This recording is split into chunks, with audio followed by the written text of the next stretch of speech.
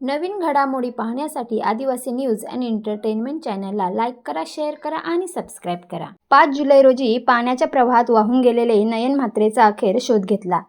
त्याचा शोध बचाव पथक, अग्निशामक दल व स्थानिक ग्रामस्थांकडून शोध घेण्यात आला होता।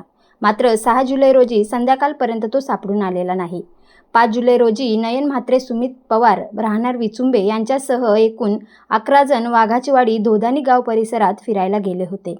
यावेळी सुमित पवार आणि नयन म्हात्रे हे पोहण्यासाठी नदीत खाली उतरले, तेव्हा नयन म्हात्रे पाण्याच्या भोवऱ्यात अडकला।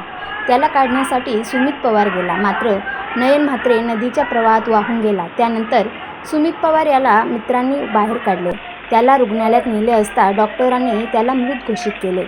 6 जुलै रोजी नयन म्हात्रे याचा परिसरात संध्याकाळपर्यंत शोध घेण्यात आला, मात्र तो सापडून आला नाही। त्यानंतर 7 जुलै रोजी शोध आणि बचाव पथक, स्थानिक ग्रामस्थ यांच्यामार्फत देहरंग धरणाच्या बाजूला शोध घेण्यात आला। अखेर नयन म्हात्रे याचा मृतदेह शोधण्यात यशस्वी आले। या 2-3 दिवसात आपत्कालीन विभागाचे कर्मचारी, पोलीस अधिकारी, महसूल खात्यातील अधिकारी, ग्रामपंचायतीचे सरपंच, ग्रामसेवक, पत्रकार, सामाजिक कार्यकर्ते, ग्रामपंचायतीचे कर्मचारी, पोलीस पाटील व स्थानिक ग्रामस्थ यांचा देखील शोध घेण्यात सहभागी झाले होते।